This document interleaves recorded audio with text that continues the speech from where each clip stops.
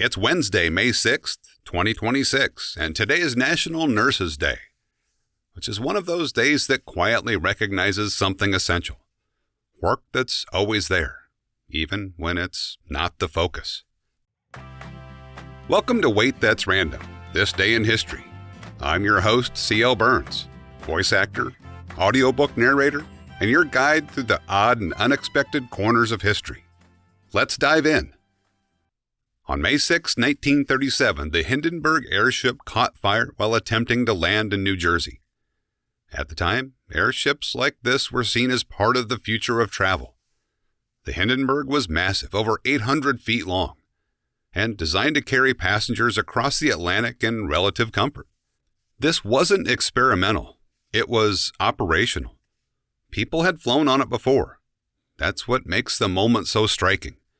Because the failure didn't happen during testing. It happened during a routine landing. As it approached the mooring mast, something went wrong.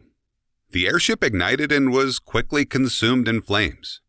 The entire sequence lasted less than a minute.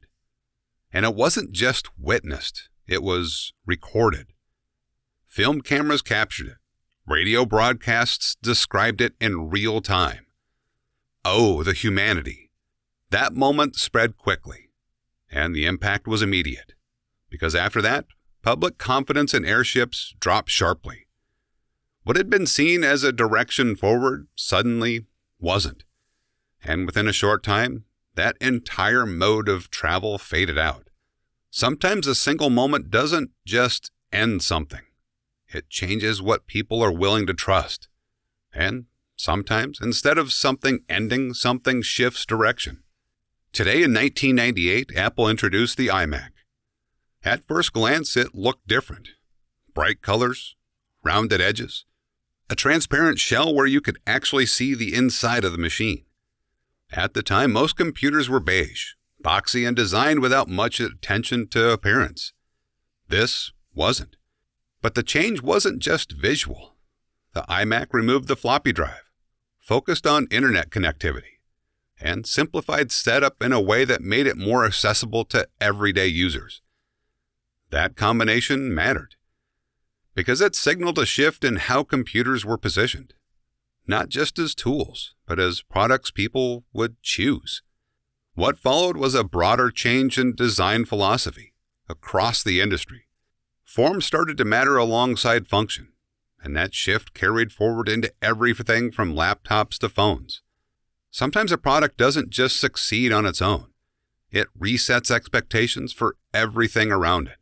And sometimes, what changes isn't a product or a system. It's the way people experience something together. On May 6, 2004, the final episode of Friends aired. At the time, it wasn't just the end of a show. It was a shared moment. Over 50 million people watched it live in the United States alone. And that kind of audience says something about how people were consuming media at the time. Because watching something like that wasn't delayed. It wasn't on demand.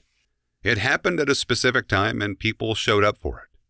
What's interesting is how that kind of viewing experience has changed. Today, content is often watched individually, at different times, in different ways. But moments like that were collective. A large number of people experiencing the same thing at the same time. And that changes how something feels. Because it's not just about what happens in the episode. It's about knowing others are watching it unfold with you. And sometimes, instead of watching something unfold, people try to understand what's happening beneath the surface. Sigmund Freud was born on May 6, 1856. He became one of the most influential figures in the study of the mind, developing what came to be known as psychoanalysis.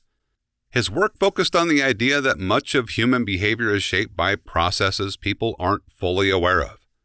Thoughts, memories, and impulses operating below the surface. He introduced concepts like the unconscious mind, defense mechanisms, and dream interpretation. Some of his ideas had been debated, revised, or challenged over time, but the broader impact remains. Because he shifted the conversation from just observing behavior to asking why it happens at all, which really makes you wonder what was on his mind. Sometimes the lasting effect of an idea isn't that it stays exactly the same.